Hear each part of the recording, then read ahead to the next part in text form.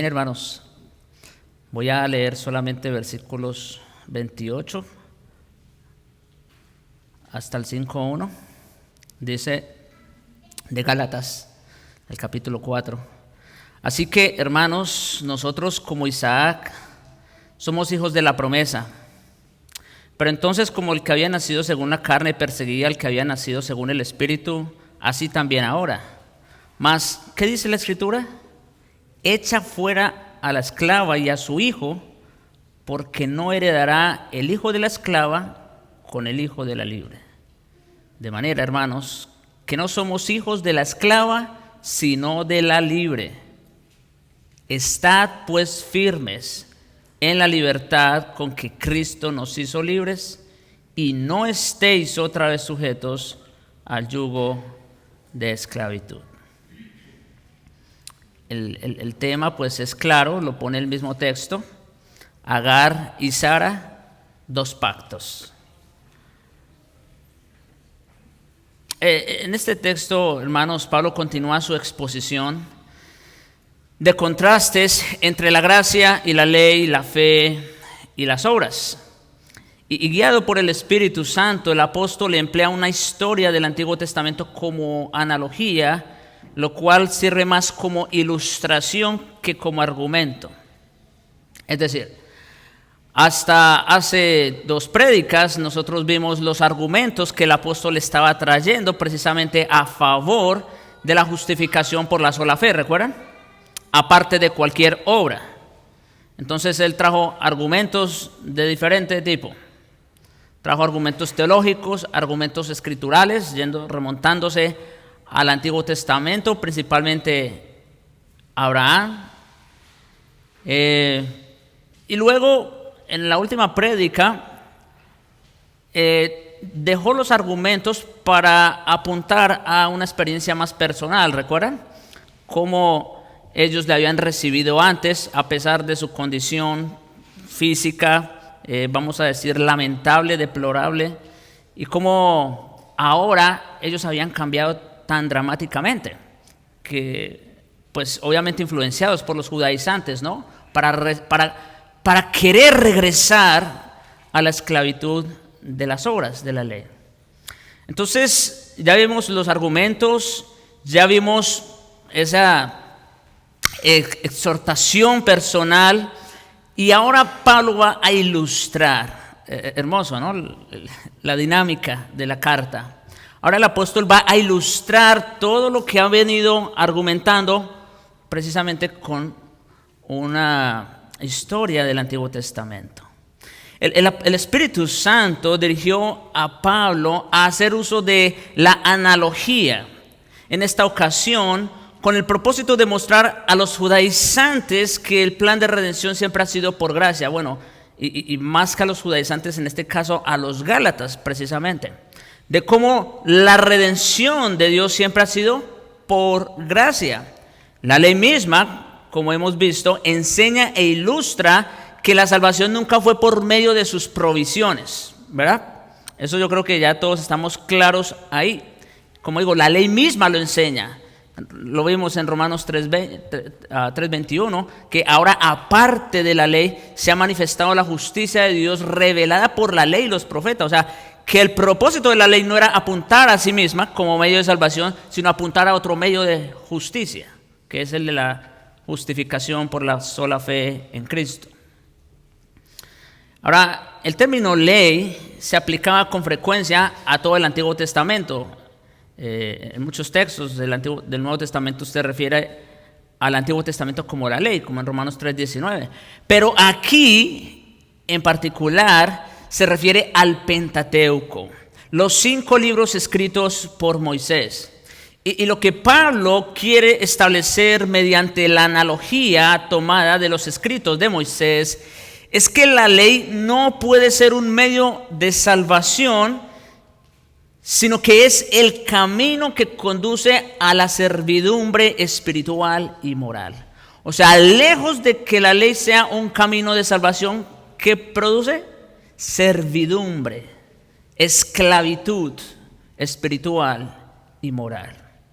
Como introducción a esta analogía, Pablo sugiere, y estoy usando el término analogía porque aunque el texto allí dice alegoría, como vamos a ver más adelante, quizás no es la mejor traducción. Pero bueno, eso lo voy a explicar en un momento. Entonces, como introducción a esta analogía, Pablo sugiere a los judaizantes y cristianos judíos que habían sido descarriados por ellos, vamos a decir, que observaran con cuidado la ley que tanto fomentan. Él empieza diciendo, decidme. Díganme, les pregunta el apóstol, los que queréis estar bajo la ley, otra vez, ¿no habéis oído la ley? O sea, puesto que ustedes insisten en vivir bajo la ley, les pregunta Pablo, ¿están dispuestos a oír todo lo que la ley tiene para decir? ¿O todo lo que la ley demanda de ustedes? Porque como ya se advirtió en un capítulo anterior, todos los que dependen de las obras de la ley, ¿qué? Están bajo maldición. ¿Cómo así?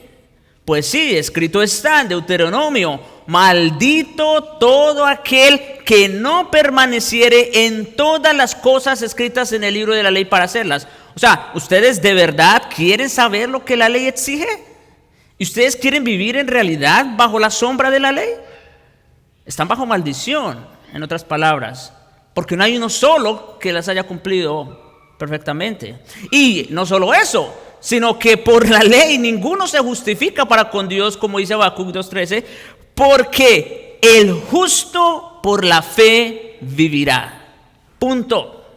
Y eso, como digo, eso no es algo del Nuevo Testamento, no. ¿Desde cuándo se dijo? Desde el Antiguo Testamento. Siempre ha sido el camino de salvación. Es evidente porque el justo es por la fe, no por las obras de la ley, que vivirá. Así que a medida que Pablo desarrolla esta analogía, primero presenta su trasfondo histórico, en segundo lugar su interpretación divina y por último su aplicación personal. Ese será el bosquejo que estaremos siguiendo. En primer lugar, entonces, hablemos de su trasfondo histórico, el trasfondo histórico de esta analogía. Versículos 22 y 23 dice: porque está escrito que Abraham tuvo dos hijos, uno de la esclava, el otro de la libre. Pero el de la esclava nació según la carne, mas el de la libre por la promesa.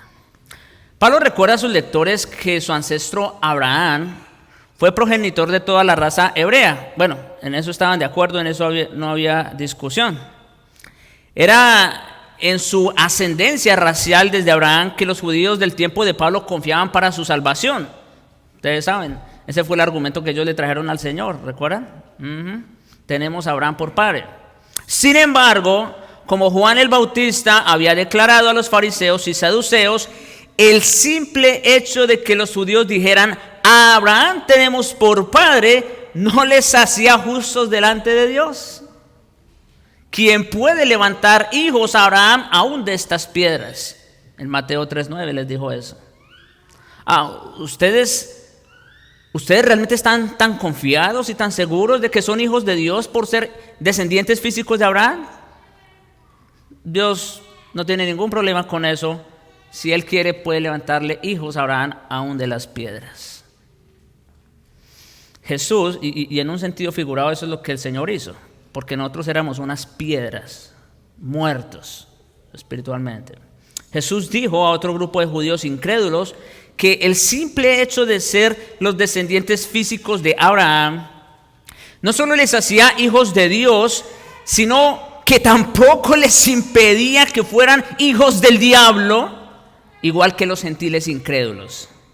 Ustedes señalan a los gentiles por ser hijos del diablo, ustedes están exactamente en la misma situación que ellos. Porque por ser hijos físicos de Abraham, eso nada tiene que ver con la justicia de Dios. Eso no les impide que sean hijos del diablo. Ahora, el primer dato histórico que Pablo recuerda acerca de Abraham en nuestro texto fue que él tuvo dos hijos. Los dos se distinguieron entre sí por varias cosas. Primero que todo, porque tuvieron madres diferentes, ¿verdad? Una de ellas fue esclava, la otra fue libre. El primer hijo fue Ismael, cuya madre fue Agar, una esclava egipcia de Sara, la esposa de Abraham. El segundo hijo fue Isaac, cuya madre fue Sara. En la exposición de esta analogía, todas las distinciones entre ambos hijos están basadas en el hecho de que tuvieron dos madres diferentes. Presten atención. Las diferencias de estos dos hijos están fundamentadas principalmente ¿en qué? En el hecho de que tuvieron dos madres diferentes, no en el hecho de que tuvieron un mismo padre, Abraham, si se dan cuenta. Los dos fueron hijos de Abraham y eso no significó nada. ¿Qué hizo la diferencia aquí? La madre. ¿Verdad? Sus respectivas madres. La herencia de la estirpe que vino por una de las madres fue perdición y servidumbre. ¿Escucharon eso?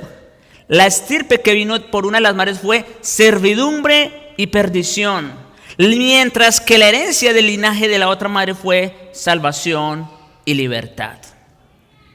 Eso lo va a decir Pablo más adelante, citando a Génesis, diciendo: no heredará el hijo de la esclava con el hijo de la libre.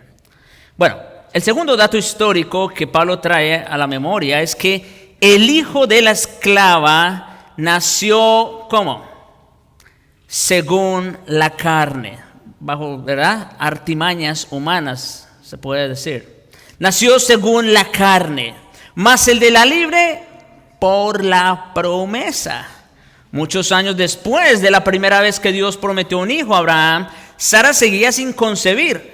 Al llegar a la edad de 86 y su esposa, al llegar a la edad de 86, Abraham, ¿verdad?, y su esposa a los 76 años, Abraham temió que, según la costumbre de aquellos tiempos, su mayordomo Eliezer de Damasco tendría que convertirse en su único heredero. O sea, él dijo: bueno, a estas alturas, mi esposa además es estéril, ¿quién me va a heredar? Bueno, si seguían, ¿verdad?, las costumbres, el que le iba a heredar era el mayordomo que él tenía en la casa. Y eso se temió Abraham. Abraham entonces clamó a Dios en su desesperación y el Señor reafirmó su promesa original en Génesis 15, el 1 al 4, cuando dice: no te heredará sino un hijo tuyo será el que te heredará. Bueno, ahí entonces ya quedó descartado el mayordomo Eliezer, ¿verdad? Sin embargo, pasaron más años y Sara seguía sin concebir. Así que ella indujo a Abraham, como ya sabían que no iba a ser Eliezer, entonces indujo a Abraham a engendrar un hijo por medio de su esclava Agar. Bueno, Dios le dijo que iba a ser un hijo suyo, aunque no le dijo puntualmente de quién, vamos a decir de qué mujer. Obviamente todos esperaban que fuera de su esposa, ¿no? Eso se sobreentiende. Sin embargo, como las cosas seguían igual, en su desesperación, otra vez ellos quisieron tomar el asunto por su cuenta. Y entonces Sara le entrega a su esclava, Agar. El nacimiento de ese hijo, cuyo nombre fue Ismael, entonces fue según la carne, no porque haya sido físico, Isaac también lo fue, sino a causa del artificio humano con que Sara concibió el plan que Abraham llevó a cabo, el cual fue motivado por deseos egoístas y realizado por medios puramente humanos. Eso fue lo que sucedió en realidad con esta concepción, se puede decir. Por otro lado, el nacimiento de Isaac, quien fue el hijo de Sara, la mujer libre, se hizo realidad por la promesa. A ver, yo espero que ya vayan viendo algo. El hijo de la esclava fue concebido ¿cómo? Según la carne. En otras palabras, por esfuerzos humanos. ¿Ven cómo va encajando todo en el contexto de Gálatas? Fue concebido como por esfuerzos humanos. Sin embargo, Isaac, el hijo de la libre, se hizo realidad ¿cómo? Por la promesa. Su concepción fue sobrenatural. No en el sentido de que haya sido concebido por intervención directa del Espíritu Santo como lo fue Jesús, sino porque el Espíritu Santo intervino de forma milagrosa para capacitar a Abraham y Sara especialmente, a fin de que produjeran un hijo después de ya haber pasado mucho tiempo atrás por la edad propicia para tener hijos, además de haber sido estéril toda su vida. ¿Se dan cuenta la diferencia entre uno y otro? ¿Cómo fueron concebidos?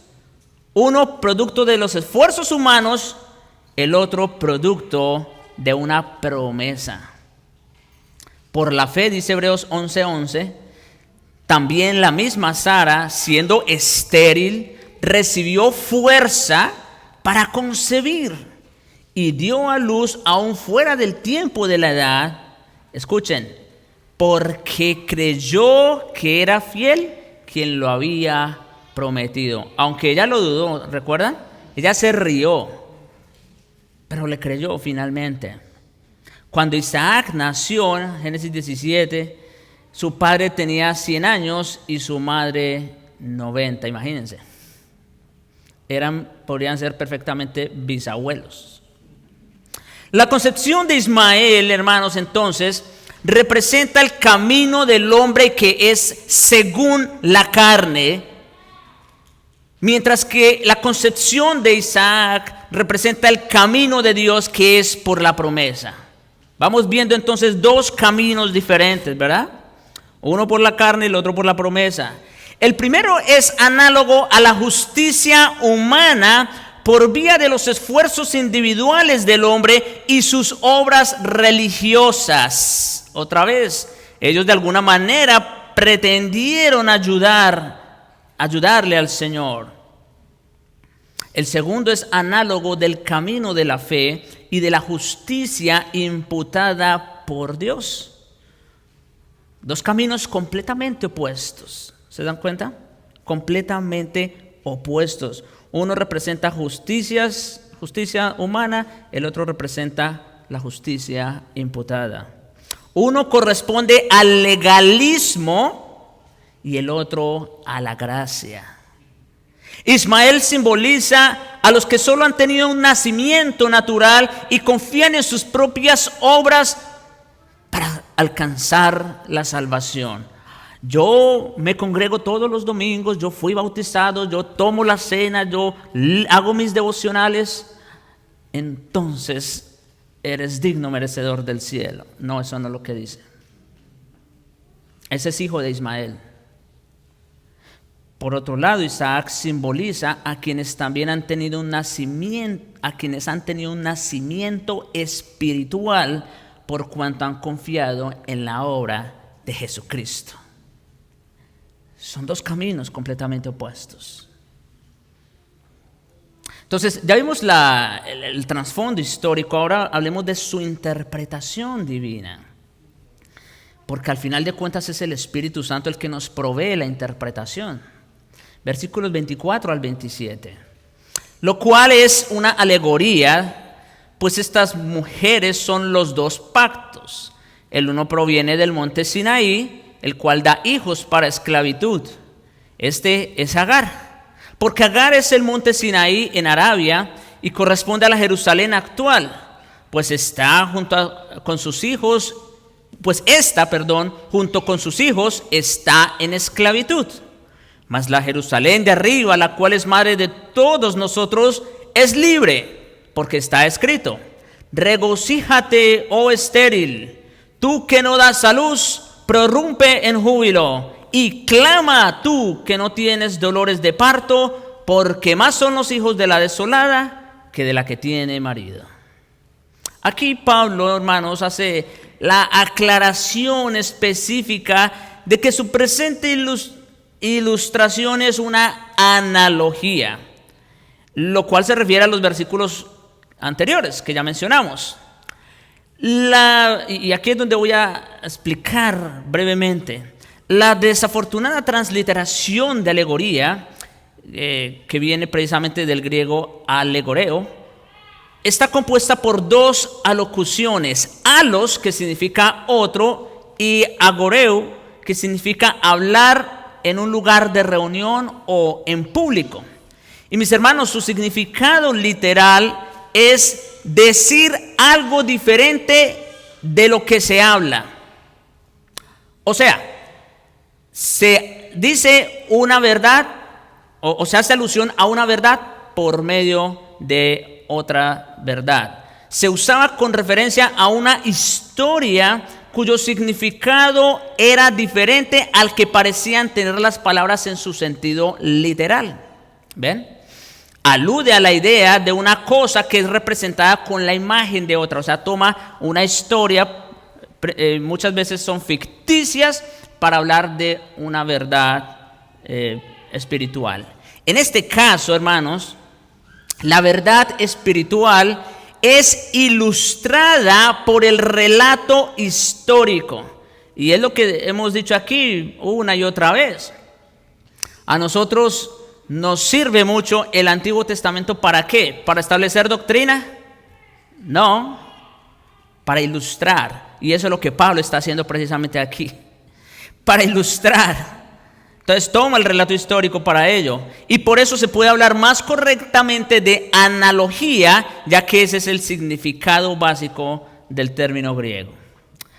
Después de hacer esta aclaración, entonces, bajo la inspiración del Espíritu Santo, el apóstol explica que estas mujeres, la sierva Agar y la libre Sara, son ilustraciones de dos pactos. Ahora, otra vez, hay que decir, estas mujeres fueron reales, ¿no es cierto? Tuvieron hijos reales, no es una historia meramente ficticia, son reales. Sin embargo, Pablo las está tomando como ilustraciones de dos pactos. Las dos madres y los dos hijos representan de manera gráfica y patente dos pactos. Agar e Ismael representan el pacto de la ley y las obras, mientras que Sara e Isaac representan el pacto de la gracia y la fe. Eso es lo que Pablo, o esa es la razón por la que Pablo está trayendo esta historia como una analogía. Para decirnos, Agar e Ismael representan el pacto de las obras y la ley.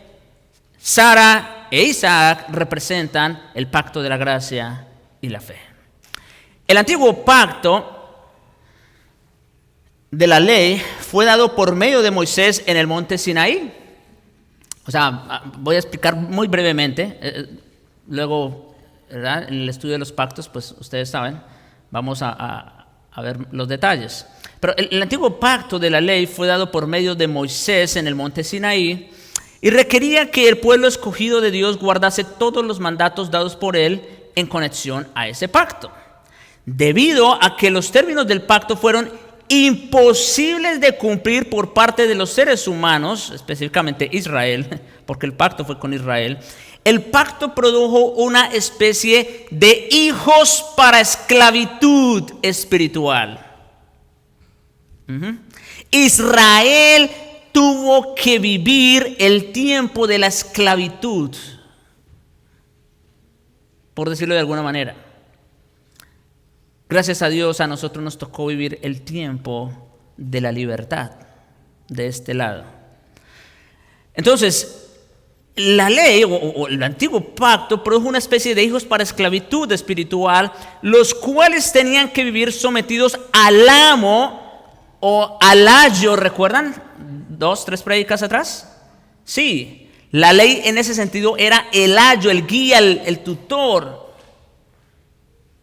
del cual ellos no podían escapar por sí mismos. Cualquier persona, incluido cualquier judío, que tratara de satisfacer a Dios y alcanzar libertad de la condenación mediante sus propios intentos de justificación individual para vivir conforme a ese pacto, era en sentido espiritual como el hijo de Agar la sierva. Sí, era un esclavo que luchaba por alcanzar una libertad que no podía obtener por sus propios esfuerzos. Eso eran los hijos de Agar, los que pretendían alcanzar la justificación mediante las obras de la ley. Los descendientes de Agar a través de Ismael se radicaron más adelante en las áreas desérticas al oriente y al sur de la tierra prometida. Llegaron a ser conocidos en todo el mundo como árabes y su territorio amplio pues fue Arabia. Es significativo, hermanos, que el monte Sinaí se ubica en un área que todavía se conoce en la actualidad como la península arábiga. Fue, hermanos, entre los hijos de Agar y Sara que tuvo comienzo esa animosidad árabe-israelí que continúa hasta el día de hoy. Ahora, estoy trayendo estos datos, por decirlo, históricos, porque Pablo hace mención de eso, ¿no? Habla del monte Sinaí en Arabia, diciendo que estos son los hijos de Agar. Fue desde entonces que empezó esa animosidad entre estos dos hijos y entre estas dos naciones posteriormente, que continúa hasta el día de hoy, después de más de 4,000 años de rencillas que han producido un conflicto continuo entre dos pueblos que trazan su origen común a partir de un mismo ancestro, Abraham. Interesante. Hasta el día de hoy. No voy a decir más, ustedes ya saben las noticias. En el monte Sinaí en Arabia, continúa Pablo su explicación, corresponde a la Jerusalén actual. Hermanos, tanto el monte Sinaí como Jerusalén se asocian por lo general con los judíos y no con los árabes. Esto es interesante. Pero la enseñanza principal, o una enseñanza principal en toda la epístola a los Gálatas, es que todas esas distinciones superficiales que se establecen entre los hombres, incluidas las de tipo histórico, geográfico, racial, social y cultural, carecen en absoluto de relevancia en el campo espiritual. Otra vez, no por ser descendientes de Abraham son todos hijos. Entonces, todas esas distinciones en realidad carecen de relevancia en el campo espiritual, como vimos en el 3:28. De hecho, la identidad de una persona como judío, gentil, árabe o lo que sea, no hace diferencia alguna en el ámbito espiritual. Porque lo que tienen en común los incrédulos que pertenecen a esos diferentes grupos de personas es más importante y condenatorio que cualquiera de sus diferencias. Seas judío, gentil, árabe o lo que sea, si eres incrédulo, estás en la misma condición. No importa la raza, el género o lo que sea. O podemos decir lo mismo, a la viceversa, al contrario. No importa si eres judío, árabe o gentil, si estás en Cristo, eres parte de la misma familia. ¿No es cierto? Entonces, Pablo se refiere a la primera Jerusalén como la actual para mostrar que tiene en mente la ciudad terrenal histórica que se conoce con ese nombre. Así como Dios escogió el monte Sinaí como el lugar geográfico para dar el antiguo pacto a Moisés, Él escogió a Jerusalén como el lugar geográfico donde el antiguo pacto sería establecido, propagado y ejemplificado. A Dios le plació tomar esos lugares para llevar a cabo sus propósitos. Y en esta ilustración, ambos lugares representan el antiguo pacto de la ley, tanto el Sinaí como la Jerusalén actual. Ambos representan al antiguo pacto de la ley y las obras, así como la esclavitud que producen. Por eso Pablo hace mención de ello, del Sinaí y de la Jerusalén actual. Es obvio, hermanos, que la ciudad santa también fue el lugar donde se llevó a cabo la consumación del nuevo pacto en la muerte y resurrección del Señor Jesucristo. Pero a causa del rechazo de la gente a ese nuevo pacto, la Jerusalén actual como el monte Sinaí en Arabia es el lugar donde Agar, en sentido figurado, está junto con sus hijos incrédulos en esclavitud. Es lo que está diciendo Pablo. Estos hijos son los judíos que rechazan a Cristo, ignoran la gracia divina y creen que son justos por sí mismos. Digo judíos porque, Pablo está refiriéndose principalmente a ellos. Pero no solamente judíos, ¿verdad? Sino cualquiera que pretenda agradar a Dios por sus propios medios. De la misma forma que Agar e Ismael. A excepción de unos cuantos creyentes, los habitantes judíos de la Jerusalén del tiempo de Pablo estaban en la más profunda servidumbre al legalismo condenatorio. Imagínense, en otras palabras, lo que les está diciendo es, no importa si ustedes son hijos de Isaac según la carne, si ustedes pretenden alcanzar la justicia por medio de esfuerzos humanos, en realidad ustedes son hijos de Ismael y no de Isaac. Por su parte, los judaizantes en Galacia trataban de subvertir o revertir a los judíos creyentes para que volvieran a esa esclavitud, a los rituales de las ceremonias y los esfuerzos propios y todas las demás obras de la carne que constituyen la esclavitud sin esperanza de los hijos espirituales de Agar. Esa era la insistencia de los judaizantes. En sentido espiritual, hermanos, todos los incrédulos del mundo, hay que decirlo, están perdidos porque todos ellos son descendientes espirituales de Agar e Ismael. Son esclavos religiosos, y hay que decir esto porque todo el mundo por naturaleza es religioso. ¿Sí? Eso lo hemos dicho otras veces. Entonces, todas estas personas son esclavos religiosos que viven por el beneficio y el poder fútiles de su carne, de tal modo que siempre luchan para justificarse ante Dios y nunca lo logran. Todos ellos, los incrédulos, son hijos espirituales de Agar e Ismael. Por otro lado, los descendientes espirituales de Sara a través de Isaac viven en la Jerusalén de arriba. Ahí está el contraste.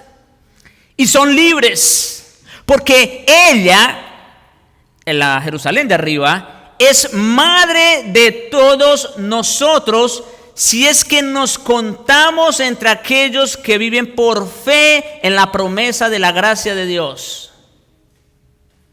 La ciudadanía de los cristianos, hermanos, dice Pablo en Filipenses 3:20, está ¿en dónde? ¿En la Jerusalén actual?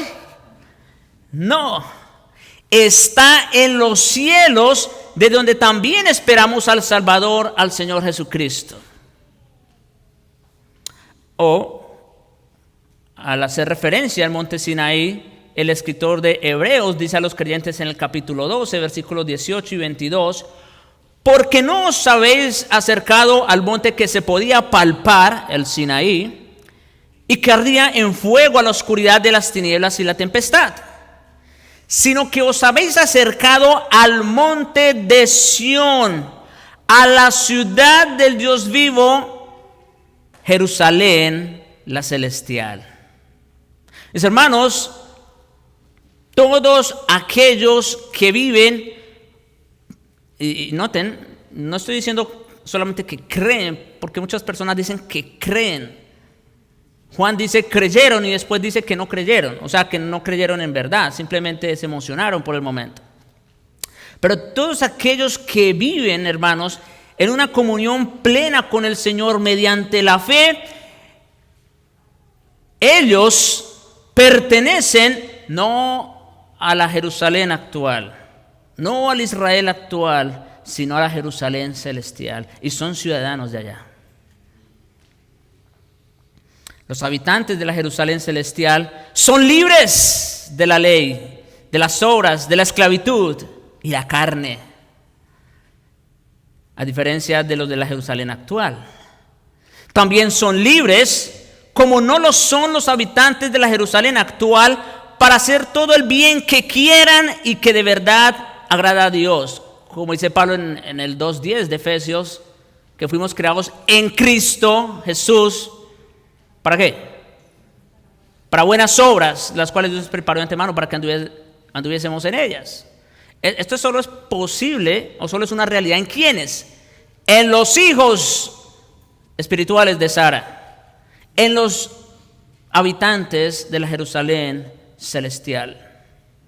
Antes de venir a Cristo, una persona es libre para hacer cualquier cosa mala que quiera, pero no es verdaderamente libre para hacer lo que es bueno y recto ante los ojos de Dios.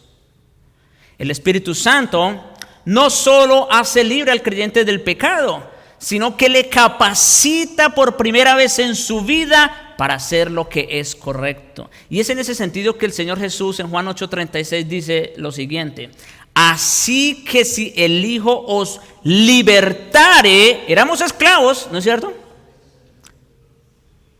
Si el Hijo os libertare, seréis verdaderamente libres. Oh, sí, porque estábamos viviendo en una esclavitud de la misma forma que Agar y su hijo Ismael. Pero en Cristo hemos sido libertados de esa esclavitud, del pecado, a la ley. ¿Para qué? Para hacer todas esas cosas que son buenas y agradables al Señor.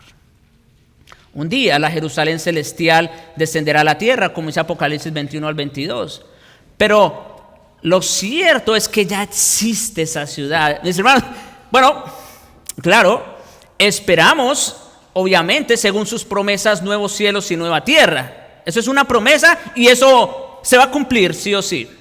Pero no tenemos que esperar a que exista la Jerusalén celestial. No, ya existe. Ya es una realidad.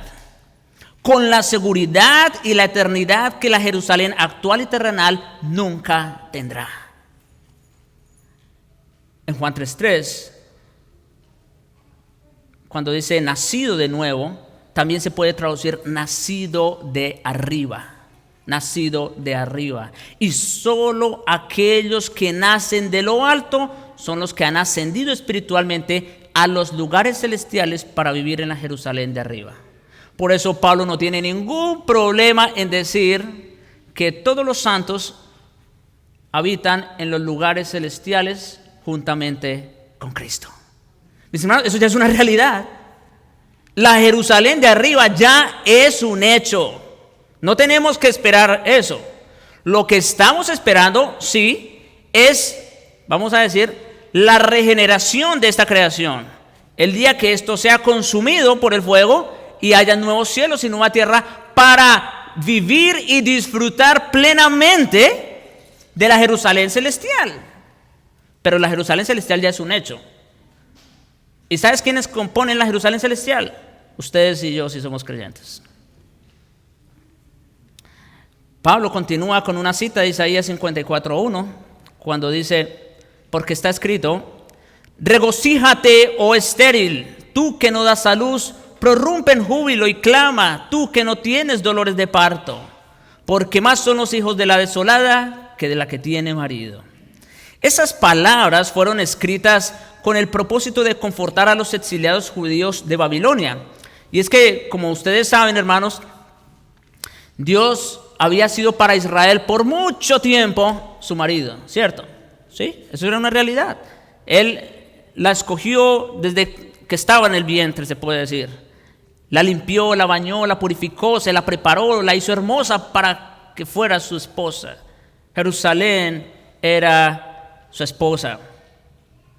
Pero producto de el pecado, producto de la apostasía, de la idolatría, entonces fue llevada por un tiempo a Babilonia como cautivos. Y es en ese contexto que aparecen estas palabras.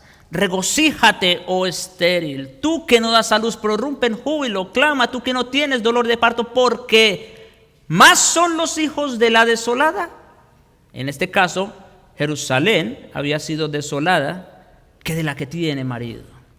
El punto aquí es que, así como Sara, la mujer estéril, cuya esterilidad parecía un obstáculo insuperable para el cumplimiento de la promesa que Dios hizo a su esposo, y así como la nación que se encontraba bajo cautiverio en Babilonia recibió mayor libertad y abundancia, también llegarían los frutos de la libertad espiritual a quienes padecían bajo el cautiverio de la ley y su castigo inexorable, la muerte. ¿Sí? De manera que esas palabras que fueron dichas a Israel en el exilio también son nuestras si estamos unidos a Cristo. O mejor dicho, nosotros estamos incluidos en esa promesa, porque dice, más son los hijos de la desolada que de la que tiene marido. Otra vez, Dios siempre fue marido para Israel. ¿Y nosotros? Lo vimos en la escuela dominical. No está bien tomar el pan de los hijos y darlo a los perrillos. Nosotros éramos la desolada. Bueno, así como Sión, hermanos, fue madre de los hijos por gracia después del cautiverio, también los creyentes serán multiplicados por la gracia divina en la Jerusalén celestial, la cual estuvo estéril por mucho tiempo. Sí, mientras estuvo presente y en vigencia la Jerusalén actual, ¿verdad? O mientras el plan estuvo en vigencia, el pacto estuvo en vigencia con la Jerusalén actual, la Jerusalén celestial estuvo estéril, igual que Sara. Es lo que el autor de Hebreos llama la congregación de los primogénitos que están inscritos en los cielos y que fue conformada en el momento en que Jesús fue crucificado y resucitado para llevar cautiva la cautividad y quitar la esterilidad espiritual que ningún esfuerzo humano bajo el antiguo pacto pudo quitar. La Jerusalén espiritual o celestial estuvo estéril, pero eso no iba a ser así para siempre. Igual que Sara, estuvo estéril por mucho tiempo, pero eso no fue por siempre. El cielo, la Jerusalén de arriba, seguirá poblándose con los santos de Dios, nacidos de lo alto, hasta que haya entrado por sus puertas el último creyente predestinado. Con una sola frase, hermanos, Pablo expone el factor común del poder divino que actuó en beneficio de Sara, los judíos cautivos y la iglesia. El elemento común de los tres es que el poder divino, escuchen esto, es el poder divino que concede libertad y fruto espiritual sin reservas. No hay nada en el hombre que pueda traer verdadera libertad y fruto espiritual. No hay nada en el hombre. Eso solamente es fruto del poder divino. Los resultados gloriosos de estos tres casos, tanto Sara como los judíos cautivos y la iglesia, provienen de la gracia, de la regeneración divina y no del esfuerzo humano. Son los nacidos de arriba los que son parte de la Jerusalén celestial e hijos espirituales de Sara. Y ahora pasemos a la aplicación personal que el apóstol mismo trae. Versículos 28 hasta el 5:1. Así que, hermanos, nosotros como Isaac somos hijos de la promesa. Pero como entonces el que había nacido según la carne perseguía al que había nacido según el Espíritu, así también ahora. Mas, ¿qué dice la Escritura? Echa fuera a la esclava y a su hijo, porque no heredará el hijo de la esclava con el hijo de la libre. De manera, hermanos, que no somos hijos de la esclava, sino de la libre. Estad pues firmes en la libertad con que Cristo nos hizo libres y no estéis otra vez sujetos al yugo de esclavitud. Pablo se dirige otra vez a los creyentes en Galacia como hermanos, como ya lo dice en el 1:11 y en el 4:12, y esto es importante otra vez, porque aunque los Gálatas realmente estaban enfrentando un problema serio, ¿no es cierto? Estaba bajo ataque el corazón mismo del Evangelio. Sin embargo, como hemos dicho otras veces, allí había creyentes, era una iglesia y había hermanos. Y les dice que ellos, como Isaac, son hijos de la promesa. Sí, hermanos, todo creyente como Isaac es concebido por medios sobrenaturales y nace de manera milagrosa y es uno de los descendientes de la promesa de Dios hecha a Abraham y cumplida en Cristo. Eso es una realidad, eso es un hecho. Son concebidos por medios sobrenaturales, ya lo vimos, ¿no? En Juan 3, el que nace de arriba. Eso es un milagro verdaderamente. Los que empiezan a caer en la trampa del judaísmo o cualquier otro movimiento legalista deben recordar que son hijos de la promesa, que deben su vida no a sus propios esfuerzos, sino al poder milagroso de Dios, tal como lo fue Isaac en el campo físico. El poder soberano de la gracia de Dios les dio vida y volver a caer bajo el dominio de la ley equivalía a negar esa obra divina y deshonrar a Dios.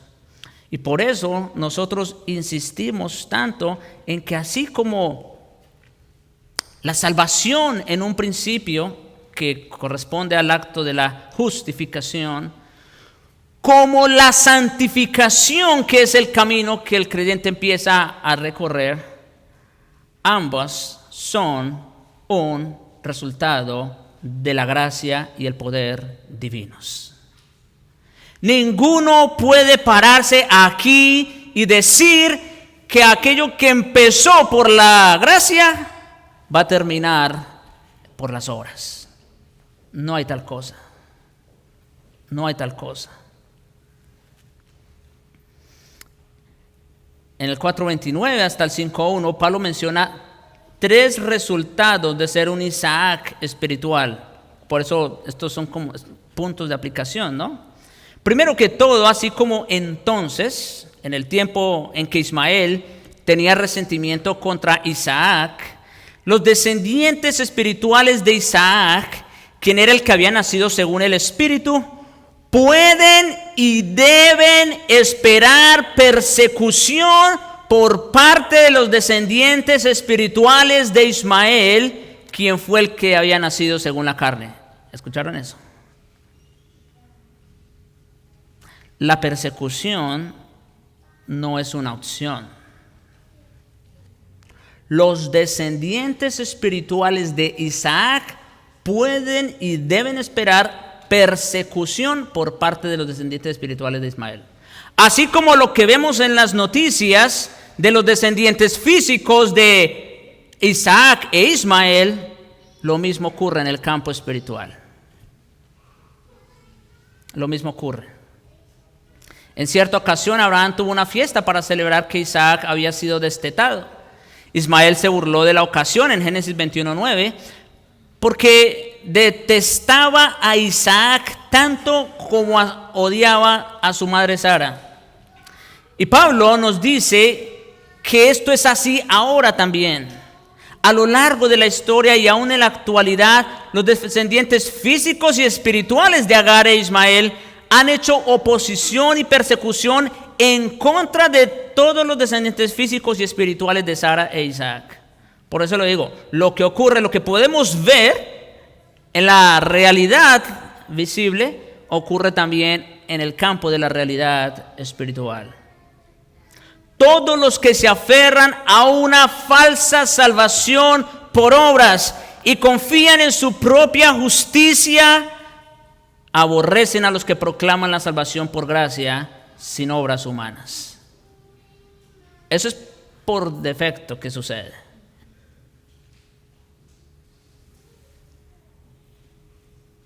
Incluso en algunos círculos de la Reforma ha sucedido eso.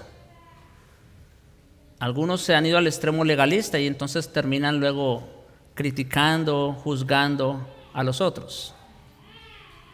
En sus propias mentes, los judaizantes se creían descendientes legítimos de Dios a través de Abraham e Isaac. Pablo escribió aquí algo que les enfurecía más que cualquier cosa. Es decir, que ellos y todos los demás incrédulos son en realidad descendientes espirituales de Ismael, tanto como los árabes son sus descendientes físicos. ¿Sí? Así de claro como puede sonar. En Juan 8, 39, 40, el Señor dice: si fueseis hijos de Abraham, o sea, ¿verdad?, en el sentido más importante, en el sentido de la fe, las obras de Abraham haríais. Pero ahora procuráis matarme a mí. ¿Ven qué se dijo? Que los descendientes espirituales de Ismael sí o sí van a perseguir ¿a quiénes? A los descendientes espirituales de Isaac. Y dice el Señor: pero ahora procuráis matarme a mí. Jesús era descendiente ¿de quién? Tanto físico, bueno, no espiritualmente en el sentido de que él es de hecho padre de Abraham, pero hay persecución. Procuráis matarme a mí, hombre, que os he hablado la verdad, la cual he oído de Dios. No hizo esto Abraham. Abraham le creyó a Dios y le fue contado por justicia. Pablo escribió a los Romanos en el capítulo 2, versículo 28 al 29. No es judío el que lo es exteriormente, ni es la circuncisión la que se hace exteriormente en la carne. Ya lo hemos mencionado, ¿no? Hermano Daniel lo expuso muy bien en la clase anterior. Eso tuvo un propósito en el contexto del pacto abrahámico, ¿no?, del antiguo pacto. Entonces, no es la circuncisión la que se hace exteriormente a carne, sino que es judío el que lo es en lo interior, y la circuncisión es la del corazón, en espíritu, no en letra, como los judíos o cualquier otro legalista, la alabanza del cual no viene de los hombres, sino de Dios. Mis hermanos, bien sea dentro del judaísmo o del cristianismo, los legalistas siempre han sido perseguidores. Y aquellos que confían en Dios siempre han sido perseguidos por los que confían en sus propias fuerzas. Eso ha sido así siempre. Lo vemos en el Antiguo Testamento, lo vimos con el Señor Jesús, lo vimos en tiempo de los apóstoles. Pablo estaba siendo perseguido por este mismo grupo. Ahí está claro, Gálatas, ¿no es cierto? Y lo sigue siendo el día de hoy. Los creyentes verdaderos siempre han sido más maltratados y oprimidos por gente religiosa que por ateos. ¿Sí? O sea, vamos a decir, nuestro peligro, para nosotros un ateo no representa ningún peligro en realidad. Ellos creen lo que creen y ya. Pero en realidad ellos no nos hacen ningún daño, se puede decir.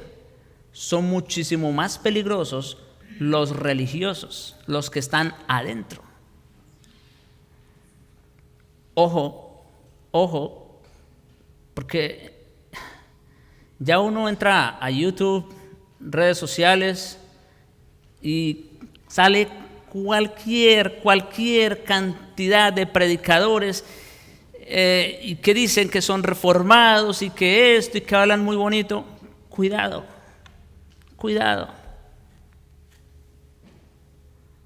Es el sistema religioso falso de Apocalipsis, precisamente 17, el que se embriaga con la sangre de los santos.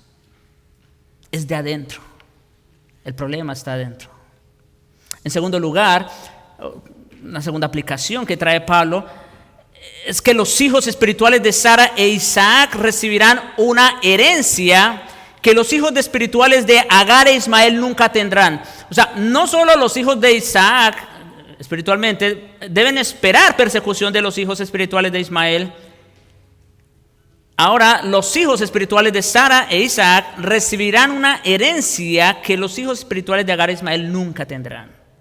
Es tal como lo dice la Escritura: echa fuera a la esclava y a su hijo, porque no heredará el hijo de la esclava con el hijo de la libre. Es verdad que en el tiempo presente podemos y debemos sufrir cierta persecución, pero la herencia no es para todos. Ellos no van a heredar. Dios desde Génesis está prometiendo que el hijo de la esclava no va a heredar como el hijo de la libre. Los perseguidores van a ser echados fuera y los perseguidos recibirán la herencia prometida que les corresponde. Así como Sara mandó echar a Agar e Ismael de la casa de Abraham, la misma suerte les espera a sus descendientes incrédulos, aquellos que viven por las obras de la carne, que serán echados de la casa de Dios, como dice Mateo 7, 22 y 23. Ni uno solo que esté por fuera del pacto de la gracia recibirá cosa alguna de Dios. Es claro, el nuevo pacto de la gracia es exclusivo para creyentes y solo ellos van a ser los herederos de dicho pacto. En tercer lugar, aunque los creyentes son hermanos de Jesucristo y por ende no son hijos de la esclava sino de la libre, de todas maneras están en la obligación de vivir con fidelidad para su Señor, de mantenerse fieles al Señor. Por eso la exhortación de Pablo en el 5:1: estad pues firmes en la libertad con que Cristo nos hizo libres. Noten, aquí Pablo no está ordenando a que obtengamos la libertad, esa ya la tenemos en Cristo. ¿Qué dice? Estar firmes. En otras palabras, es un llamado ¿a qué? A la perseverancia. A la perseverancia. Y no solo eso, sino que dice: y no estéis otra vez sujetos al yugo de la esclavitud. Hay tanto un mandato positivo como uno negativo. El positivo es estar firmes, perseverar en aquello que ya tenemos, en aquello que ya hemos recibido. Y el negativo, no quieres volver a la esclavitud. No querés estar sujetos otra vez al yugo de la esclavitud, de la ley y su impotencia. A la luz de lo que Pablo ha dicho a lo largo de la epístola, aquí también está implícita la pregunta inquietante: si esto es así, si todo lo que se ha hecho hasta ahora es verdad, ¿por qué? Y esta es una pregunta, ¿verdad?, de reflexión. ¿Por qué algunos de ustedes, pregunta Pablo, quieren volver a ser como Ismael, quien fue un esclavo que vivió en el destierro y la separación de Dios? ¿Por qué queréis volver a esclavizar? Esto carece de todo sentido. Es absurdo que, habiendo sido libertados, quieran volver a la esclavitud.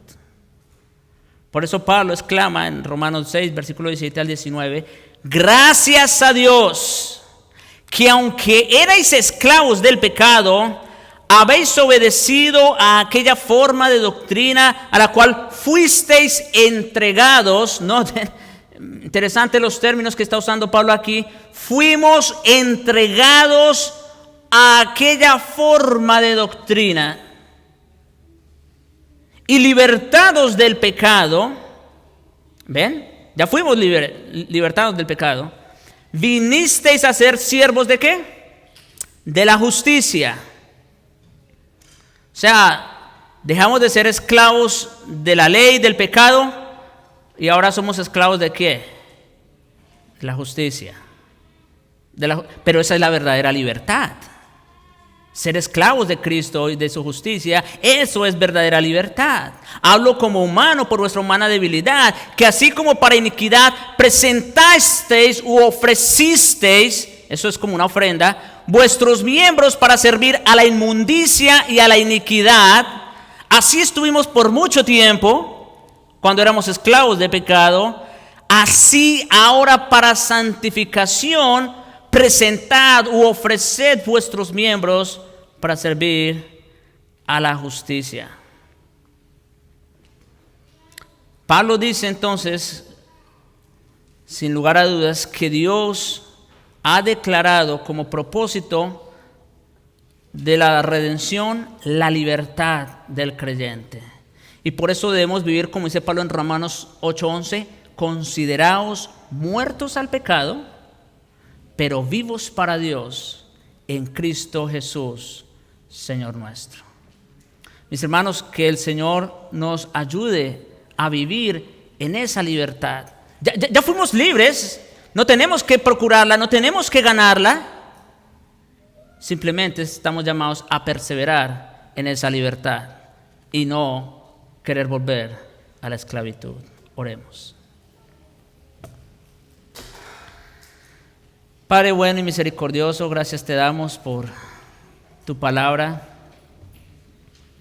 Gracias que nos enseñas y nos recuerdas estas verdades tan importantes. A veces perdemos el rumbo cuando damos rienda suelta a nuestros deseos. Pero tú nos estás recordando hoy, Señor, de quién somos hijos, a quién pertenecemos, cuál es nuestra ciudadanía.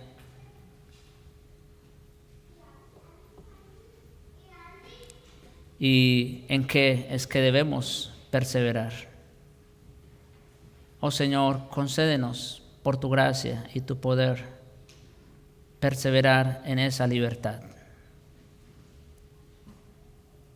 Concédenos, Señor, vivir como lo que somos, hijos tuyos, separados de todo aquello que produce esclavitud. Gracias te damos por Jesucristo, gracias por tu obra. Te pedimos, Señor, concédenos estas cosas, porque lo rogamos en Jesucristo. Amén.